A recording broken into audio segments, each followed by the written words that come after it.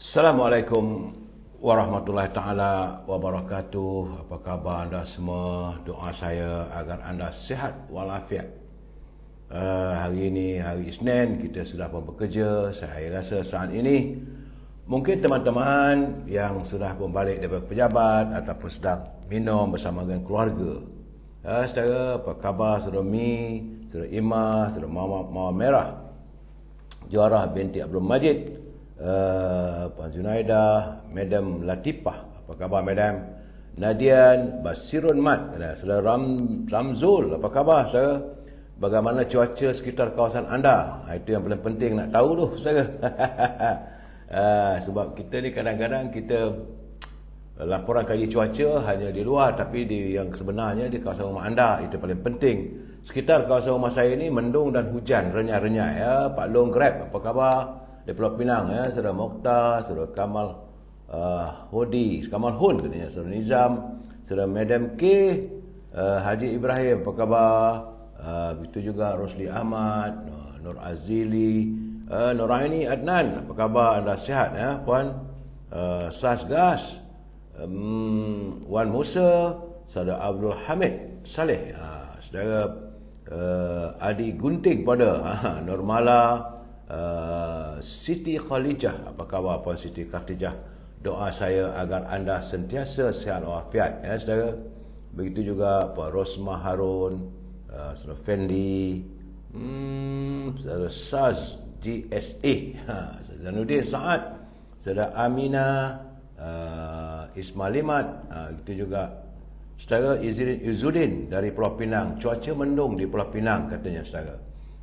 Nurul Syazi, saudara Abah, saudara Kaca Mata, Syadiva Jamalia, saudara Jebat Pembela hadir dari Kulim, Kedah. Terima kasih saudara hadir untuk bersama dengan saya. Begitu juga Puan Selama Yusof, dia kata di kampungnya Puan Selama Yusof hujan genyai-genyai. Dia kalau pilah ya. Saudara Muhammad Muhaimin, Kedah dia kata tak hujan. Alhamdulillah. Muhaimin beritahu di hujan tak Kedah.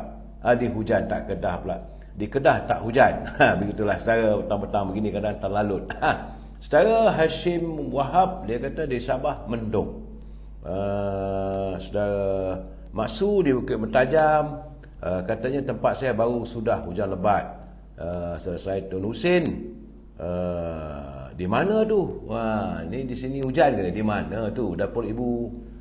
Saudara Raja Kamal Raja Baizan, bagaimana kuasa sana sekitar rumahku? Nak tahu juga. Macam saudara Hashimah Wahab dia kata di Sabah mendung. Perlu saudara Namrong di Besut mendung. Jadi mendung tu alhamdulillah cuaca sejuk, tak ada panas sangat. Ya Maksu. Tapi Maksu di mana tu? Di Bukit Mentajam. Baru sudah hujan lebat. Saudara Ihun, saudara Azari Tok Kaya, Hashim Wahab, saudara Long di Lancang Pahang hujan ya saudara. Bagaimana saudara Radi, SS dan teman-teman yang lain saudara, Besut mendung ya saudara. Baik saudara. Hari ini hari Isnin tanggal 11 November. Petang-petang ini saya nak tanya anda makan kuih apa pula. Saudara Long dia kata di Lancang Pahang hujan. Saudara Nur Aili, saudara Ramzul Zul. Saya petang ni saudara, saya cuma mampu ini aja saudara, minum kopi yang dibeli dari kedai. Senang, tentu ready. Saudara Azizah Arazaina, tapi tak boleh disebut lama-lama kan dia orang kata iklan pula ya. Saudara Syed Adnan dari selamat petang dia kata. Saudara Ramzul, yang mana yang saya tak sempat santun ni, bila saya tengok, bila naik apa semua saya sebut, jangan marah saudara. Bila saya beri pencerahan lagi sekejap, di sana di sini. Saudara, I'm online now, I will call you back. Ya.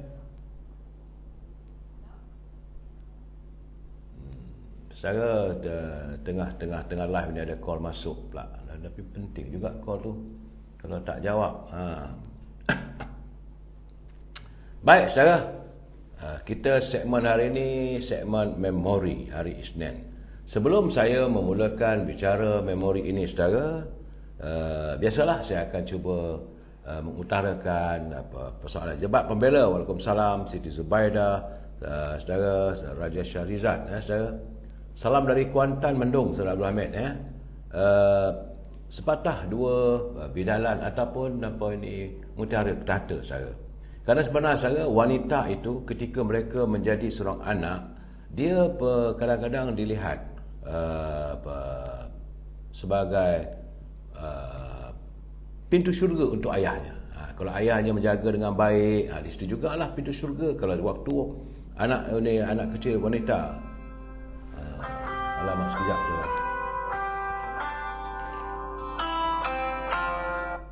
Ya, I'm online. Ya. Berapa? Ya, berapa tadi you SMS ni? Saya tengah-tengah live ni. Okey. Sekejap, give me setengah sekejap tengah live ni. Okey. Okey. Aduh, saya biasalah tengah live begini macam-macam ada.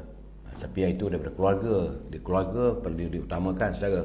Baik saudara, wanita ketika menjadi seorang anak, dia menjadi pintu syurga kepada ayahnya. Dan ketika menjadi seorang isteri saudara, dia adalah pelengkap untuk kehidupan beragama suaminya. Dan ketika menjadi seorang ibu, dia adalah syurga, kerana syurga terletak di bawah telapak kaki ibu saudara. Dan oleh itu jangan pernah kita percaya bahawa wanita itu lemah. Sebab baginda Rasulullah amat mencintai wanita. Itu pertama ibu, yang kedua anak perempuan, yang ketiga baru isteri saudara. Dan jadi percayalah bahawa mereka hanya sekadar belum menggunakan kekuatan. Kalau mereka menggunakan kekuatannya, boleh katakan boleh kelang kabut dunia ni. Saudara, selalunya orang mengatakan bahawa di belakang kejayaan seorang lelaki itu tetap ada seorang wanita. Itu keadaannya saudara. Baik saudara, saya cuma agak tertarik hati dan bukan tapi gembira lah saudara. Kalau anda masih ingat, saya ingat dalam 3 minggu dulu saya pernah bercakap atau menceritakan kisah seorang ibu yang begitu merindui anaknya, iaitu dia di Padang Terap saudara. Bagaimanapun semalam saya melihat berita harian ada melaporkan bagaimana akhirnya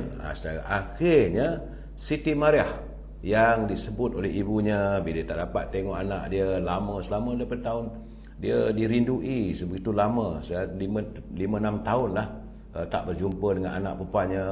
Bila dia rindu, dia ambil baju, dia cium. Jangan lupa saya, kisah itu dalam, saya ingat 3 minggu dulu saya pernah bercerita. Kalau anda yang membaca saya punya, yang mendengar saya punya bicara saya ni, Saudara Muhammad Zul, Saudara Izzuddin, Nur Hashimah, Alimah Mohsin, selamat petang saudara. Dia Syed Adnan. Gitu juga Saudara Abdul Hamid, bukan markah call, mem call. Kena jawab saudara, kepada kiamat dunia. Saudara Raja Syahrizad, apa khabarku? Puan Aizah Al-Zainah dari Taping hadir. Jadi saudara, apabila berita harian melaporkan, saya tumpang bergembira. Kerana akhirnya saudara, Siti Mariah kembali ke pangkuan keluarganya. Sebab katanya dalam wawancara dengan berita harian itu, dia mengatakan, saya mahu mulakan hidup baru dan saya minta maaf kepada kedua orang tua saya. Sememangnya saya sangat rindu dengan mak dan ayah saya. Ujar Siti Mariah Hamzah. Siti Mariah atau masa dipanggil dan keluarganya dipanggil Kak Long saudara. Dan kembalinya ke pangkuan keluarga disambut dengan penuh kegembiraan.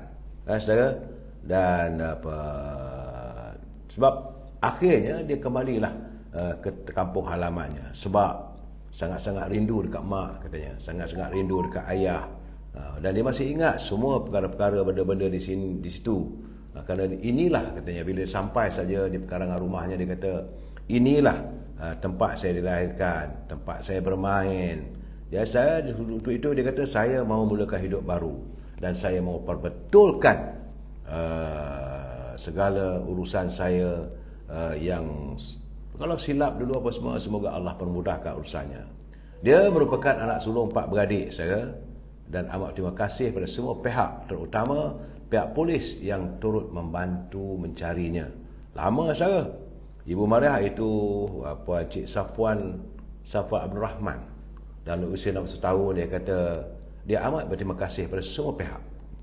Dan dia hari semalam lah saudara, bila dapat tahu anaknya dapat pulang, pihak polis menghubungi memberitahu, dia kata semangatnya bagaikan hidup kembali, bagaikan hidup semula, seronoknya.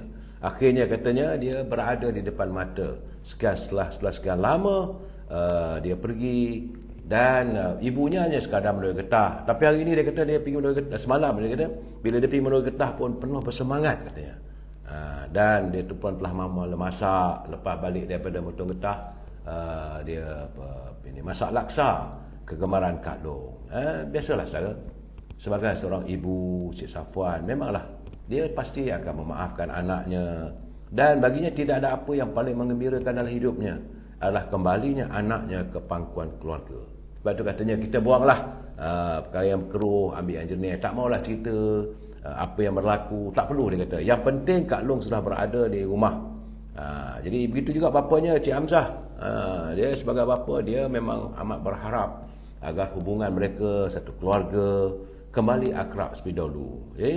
Jadi kami katanya mahu hidup macam dulu balik, kembali ceria dan gembira. Dan saudara, kehilangan Siti Mariah pernah dilaporkan di media sejak 20 November lalu, dan saya melaporkan sekitar dalam saya ingat dalam 3 minggu dulu saudara. Dan kemarin media melaporkan adik bongsu kepada Siti Mariah, iaitu Khairul Nizam, katanya kakaknya telah pun ditemui di Labu Negeri Sembilan, dan mereka dapat bercakap melalui panggilan video menggunakan telefon pintar milik Ketua Balai Polis Labu. Jadi di situlah dapat bertemu semula saudara. Hamzah dan isterinya sebelum ini meluahkan kerinduan teramat. Jangan lupa saudara, rindu hati seorang ibu terhadap anaknya. Tak dapat tengok wajahnya pun, dia kata dia ambil baju, dia cium hari-hari. Dan akhirnya saya rasa bahagia dan gembira apabila bertautnya kembali keluarga yang terputus hubungan sekian lama. Daripada dia kata Siti Mariah ni dia adalah pelajar lulusan ijazah daripada Universiti Malaysia Sarawak pada tahun 2004 hingga 2007. Selepas itu dia bekerja di sebuah bank di ibu negara. Tapi lepas itu dalam setahun hilang. Maknanya dia menghilangkan diri dari keluarga 2008. 5 tahun, 6 tahun lah saudara. Bayangkanlah sebuah keluarga yang tiba-tiba terputus hubungan dengan anaknya. Dan kemarin mereka bertemu semula. Alhamdulillah. Siti Mariah, santunilah kasih anda, kasih sayang bersama family. Saya bercerita benda begini saudara sebab saya menyatakan persoalan ini dalam 3 minggu dulu, dan kita amat mengharapkan, dan memang kita terpanggil merasai kasih sayang seorang ibu, kerinduan ibu pada anaknya. Tapi kadang-kadang saudara, anak-anak dia tak tahu bagaimana ibunya merindui anaknya. Kanak-kanak, anak-anak mereka tak dapat merasai tentang hidup yang perlu dijalani bersama keluarganya. Itu yang selalu orang kata, mak tak sayang saya. Sebenarnya mereka perlu ingat, kasih sayang ibu membawa ke syurga. Saudara? Baik saudara, tapi bercerita tentang ini, saya lihat juga satu cerita semalam. Itu di Melaka. Bagaimana seorang remaja, dia seorang pelajar sekolah, dia sanggup untuk tidak ke sekolah, dan kalau dia pergi sekolah pun bila waktu rehat cepat-cepat dia balik ke rumah, kerana dia mahu merawat ibunya. Dia merupakan pelajar lelaki tingkatan 4, sanggup mengorbankan masanya nak jaga ibunya akibat apabila ibunya mengalami kemalangan jalan raya tahun lalu. Dia merupakan pelajar sekolah menengah kebangsaan Air Molek, iaitu Muhammad Muhaimin Abdul Razak. Usia baru 16 tahun.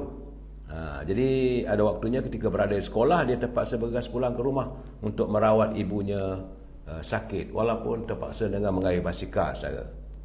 Dia memanglah bukan mudah untuk dia membagikan masa belajar, nak jaga ibunya. Itu pun Azrina Khalil yang mengalami patah kaki, patah tulang saudara, dari paras pinggang kiri hingga ke kaki.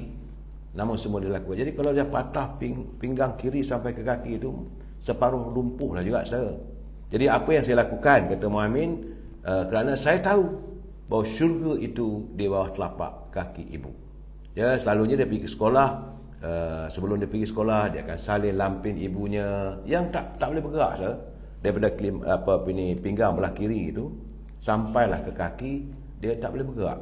Kesan daripada kemalangan jalan raya yang dialami, ya. Jadi sebab itu saya sebelum pergi sekolah, dia kata saya akan salin lampin pakai ibu. Dan kalau keadaan ibu tak sihat, ibu akan hubungi guru sebelum diberi pelepasan pulang ke rumah.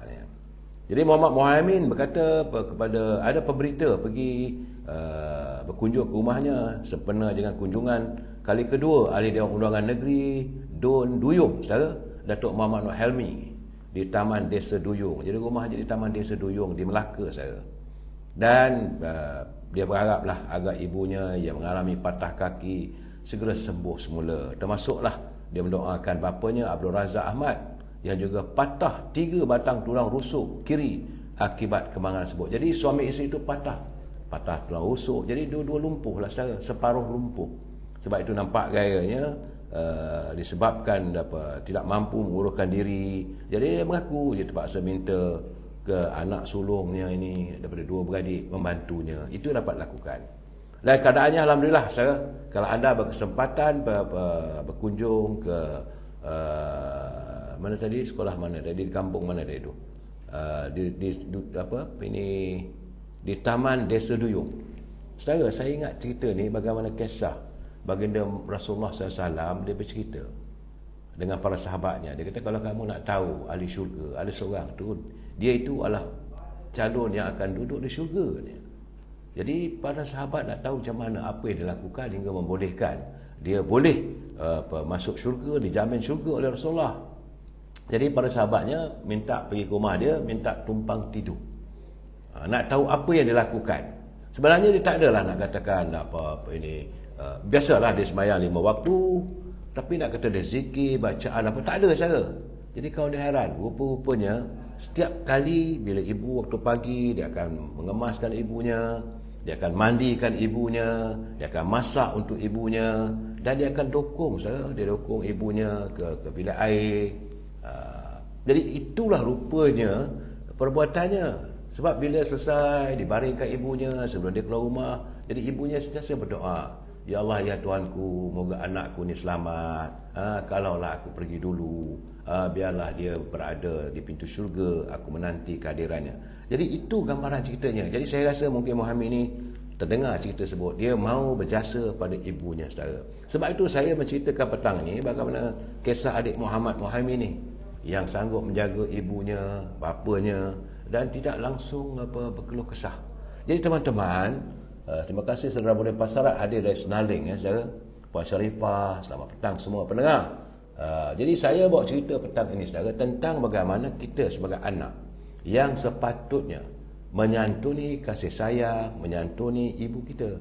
Tambah-tambah lagi bila kedua orang tua kita, kalau kita masih lagi sihat dan ibu kita masih lagi hidup, maka sewajarnya kita menyantuni mereka. Jangan, saya agak sedih bila melihat tiba-tiba kisah bagaimana seorang anak yang berjaya dalam hidupnya sanggup membawa ibunya untuk ditinggalkan di rumah orang-orang tua.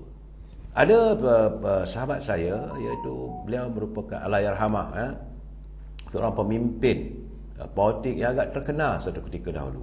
Dan saya rasa dia berjaya jugalah dalam keluarganya. Anak-anaknya bukan kata tak ada berduit, memang ada cukup lah, orang kata makan pakai.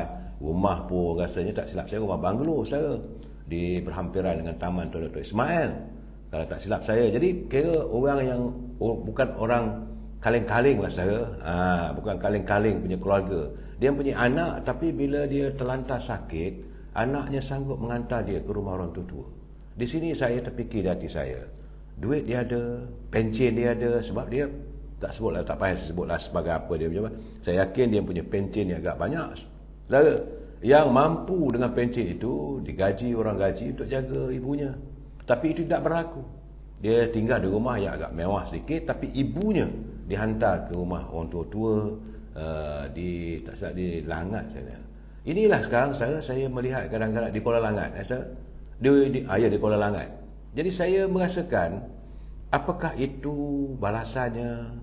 Kalaupun dia sibuk bekerja, ambillah satu orang, dua orang gaji. Bukan tak ada kemampuan. Saya lah saudara, tapi bukan daya. Sebab saya tidak mempunyai ibu lagi. Tapi waktu-waktu akhir ibu saya bila sakit, saya berkesempatan lah minta dia masalahnya ibu ni tak suka tinggal rumah anak lelaki. Dia suka tinggal menetap di rumah anak perempuan. Itu masalah juga saya. Jadi saya berusaha untuk mencarikan seorang pembantu yang khusus jaga ibu saya seorang. Dia saya cakap dengan kakak saya, kata, "Kak, bab jaga ibu ni bilnya hantar saya." Sebab saya sibuk bekerja, dia nak bawa tinggal rumah saya, dia tak mau. Jadi dia masih kekal nak tinggal rumah kakak saya. Okey, tak apalah, saya kata. Saya rasa itulah yang sempat saya lakukan sepanjang hari-hari terakhir ibu saya sebelum menghembuskan nafas yang terakhir. Jadi orang kata sedih tu sedih, tapi kata puas hati pun tidaklah. Tapi saya kata sekurang-kurangnya saya merasakan bahawa sempatlah juga ibu saya menerima keberhasilan sepanjang pengorbanannya membesarkan saya sejak kecil sehingga saya dewasa, saya belajar dan sebagainya. Tak tahulah sama ada dia mendoakan saya atau tidak, wallahu a'lam bissawab. Tetapi bagi saya, tak tahulah sejak akhir-akhir ini kerinduan itu semakin menebal pada ibu saya. Jadi pada teman-teman, saya mengharapkan kalau anda mempunyai cukup wang, kalau ibu anda masih ada lagi, jangan biarkan ibu kita tinggal di rumah orang tua-tua. Memang dia sunyi di rumah, tapi apa salahnya carilah satu orang gaji atau nurse. Katalah gaji 2,000 misalnya, bayarlah gaji nurse tu untuk jaga pakai dia, makan dia, salin baju dia sebagaimana dia rawat di hospital. Ataupun teman untuk dia berbual-bual. Saya rasa tak ke mana saya. Kalau setakat 2,000 kita habiskanlah RM3,000 untuk ibu kita sebulan. Saya kalau dia tak sihat. Kalau dia sihat tak ada masalah, boleh masak sekali dengan pembantu. Kalau dia sihat, carikan pembantu rumah. Saudara Rabuddin Pasrat, dia kata anak saudara tu tinggal di Lui Barat Jempol.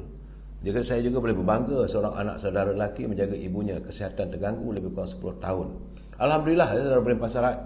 Itu anak-anak, saya kata inilah anak-anak yang dilihat calon ke syurga. Kita ni saudara belum tahu lagi. Tapi apa nak buat? Selalunya sebagaimana saya katakan, ibu ni dia lebih suka tinggal di rumah anak perempuan.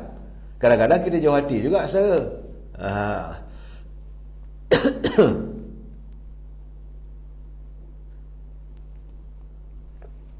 Kita rasa jauh hati sebab ibu kita ni tak nak tinggal dengan kita. Jadi itu keadaannya saudara. Bagaimanapun dalam suasana tertentu saya mengharapkan saudara, saya amat mengharapkan agar teman-teman yang sudah ada pekerjaan, yang ada pendapatan, janganlah diabaikan, sama ada ibu ataupun bapa. Sebab itu bila kita berkunjung, saya melihat bila berkunjung ke rumah orang tua, tataplah mata warga yang tinggal di rumah orang tua-tua yang dihantar oleh anak-anak. Pasti mata itu seolah ada redup kerinduan. Wajahnya memang wajah sayu, tetapi di mata mereka ada redup kerinduan yang kita dapat lihat. Betapa dia rindu pada anak-anak. Dia rindukan zaman masa silam dia. Bagaimana waktu kecil, anak-anak kecil dia waktu itu melahirkan anak dari kecil, dijaga dengan baik, kemudian membesar, seronok bermain dengan anak-anak, memasak, kemudian pergi ke kedai ataupun ke supermarket. Bila datang musim raya, tentulah dia sibuk dengan membuat kek raya, persiapan. Pasti semua itu ada dalam minda kenangannya. Sebab itu kalau kita melihat redup matanya itu membayangkan seolah-olah dia terkenang masa silamnya. Saya itu saya berkeyakinanlah bahawa itulah yang dialami oleh setiap ibu ataupun bapa yang dihantar oleh anak-anak mereka tinggal di rumah orang tua. Betul saudara, nak jaga orang tua ni bukan mudah. Tapi selalu saya tekankan, seorang ibu, seorang bapa mampu menjaga 10 orang anak. Tapi 10 orang anak belum pasti mereka mampu untuk menjaga seorang ibu saudara ataupun bapanya. Tambah-tambah lagi kalau dah tua, maklum sajalah saudara, dah tua ni kadang-kadang berak kencingnya berterabur. Mulalah katakan hancinglah sebagainya. Saya nak berpesan pada anda, sebelum anda mengeluarkan kata-kata begitu, ingatkan Bahawa satu ketika dulu, waktu kita kecil-kecil dulu, kita juga pernah berak, kita juga pernah kencing. Tapi ibu kita tak pernah pun bersungut, hancing, busuk dan sebagainya. Malahan dengan kasih sayang, dengan murni jiwanya, dia mengangkat kita, bawa pergi ke bilik air dan dibasuh. Begitu keadaannya kita. Tapi kita, bila ibu kita dah besar, bila kita dah besar, ibu dah tua, dah tak sihat, ataupun bapa dah tua, tak sihat. Saya lihat satu iklan tu. Memang saya agak terpana lah saudara bila lihat iklan dalam yang dihasilkan oleh syarikat Petronas. Kisah ibu seorang bapa. Dia makan, tiba-tiba tumpah makanan itu. Jadi dia makan sekali dengan keluarga. Jadi menantu dia tengok dengan wajah yang agak macam marah lah. Tak berkenan lah. Maklum sajalah dia orang dah bekerja, dah ada gaji, ada kereta dan sebagainya. Jadi kemudian bila tengah makan, mungkin terkentut agaknya, bau busuk. Jadi cucu kata, nenek ni busuk pula dah, dia kata. Jadi akhirnya bila sampai waktu makan, anak yang perempuan dia sayang dengan bapanya. Tapi dalam waktu yang sama, dia tak dapat untuk keizinan suami dia untuk membolehkan bapanya makan sekali. Akhirnya dia belikan meja plastik, pinggan plastik, saudara, diletakkan di meja yang berasingan. Jadi dia kata, bapa makan di sini ya, nanti jangan sepah-sepahkan. Tetapi bila dia makan dengan anak-anaknya, akhirnya anak dia yang kecil tu berkata, bapa, ibu, nanti dah besar nanti saya buat macam mana bapa buat pada bapa datuk saya lah. Di situlah saya terkesan, saudara. Saya masih ingat lagi, saudara. Ya, saudara Azrul Jalil, iklan raya. Saya ingat lagi. Anak kecil pun anak-anak yang kecil pun dapat memahami kasih sayang. Tapi kita bagaimana? Bagaimana kita yang dalam keadaan berupaya? Saya haraplah bagi anda yang masih punya ibu dan bapa, saudara. Tapi kalau kita saudara seusia dengan saya, jadi kita bersedialah pula untuk menghadapi suasana begitu seandainya kita mempunyai anak-anak yang mereka tidak lagi mungkin mengenang jasa kita, saudara. Mungkin dia kata, dan waktu-waktu begitu tentulah keadaan zaman sekarang ni, saudara Ramzul dia kata zaman sekarang ni kencing dah jadi manis.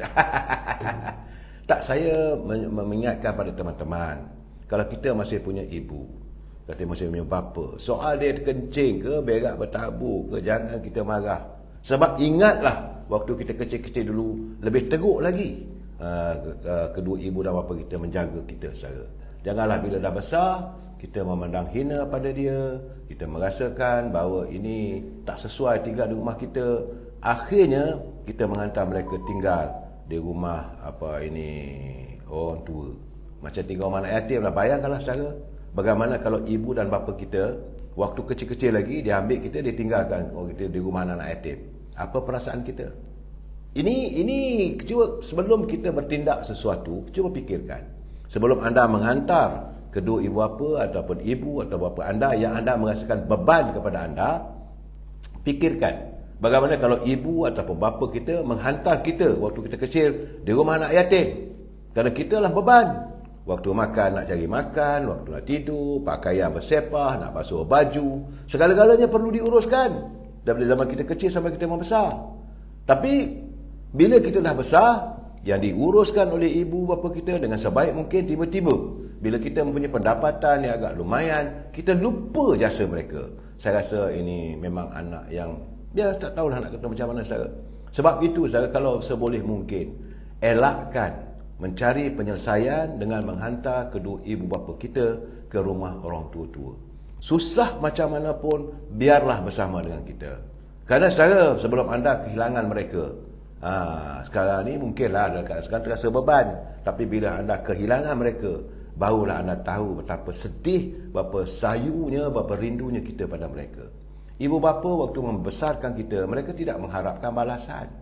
Saya teringat lagi, saudara, bila saya bercerita ni, saya harap ini menjadi pengajaran kita semua. Selalunya bila saya ketak sekolah ataupun saya dianggap macam nak ponteng sekolah lah, sambil kena sebat dengan mak saya, ibu saya mengatakan, dia kata, apa yang mak lakukan pada kamu bukan untuk mak. Kamu belajar pandai-pandai, belajar betul-betul supaya untuk kehidupan kamu. Benar, saudara. Akhirnya bila kita besar, Kita dah serang ini, ibu pun dah tak ada. Itu saudara-saudara. Datuk Dari Said Isyam Jalil, tak tahu saya itu masalah politik. Bagi saya lah saudara, Nani 48 Johor Bahru, dia kata tahu apa yang anak suka makan tiap-tiap seorang. Benar saudara. Kadang-kadang kita ibu bapa ni kita tahu anak kita suka makan apa. Tapi apakah kita tahu apakah kegemaran ibu kita? Apakah kesukaan ibu kita? Apalah salahnya kalau dia duduk dengan kita sekali? Kan seronok saudara kalau ibu kita suka ketayap dan nak jalan balik dan perjalanan pulang, pukul 5 petang tu berhenti kat kedai beli kuih ketayap bagi dia makan. Kalau dia suka bihun, beli mi bihun. Nur Ali, saya terus terang saya katakan, ini harus kita temaikan dari hati kita. Kita kasih dan sayang pada kedua ibu bapa kita. Ingatlah, sekali lagi saya ulangi, bayangkanlah sebelum anda mengantar kedua ibu bapa ke rumah anak-anak, ke rumah orang tua, apa kata kalau saat waktu kita kecil kita dihantar oleh ibu dan bapa kita di rumah anak-anak yatim. Begitulah keadaannya. Itulah keadaannya. Aduhai saudara, bagi saya dalam apa keadaan pun kita harus melihat bahawa dunia ini yang penuh dengan cabaran. Saya tidak dapat panjang lama berbual dengan anda petang ini kerana ada sesuatu yang perlu saya uruskan.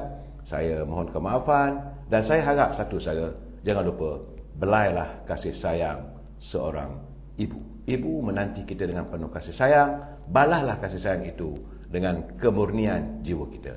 Jumpa lagi besok. Wabillahi taufiq wal hidayah. Assalamualaikum warahmatullahi taala wabarakatuh. Selamat petang. Terima kasih.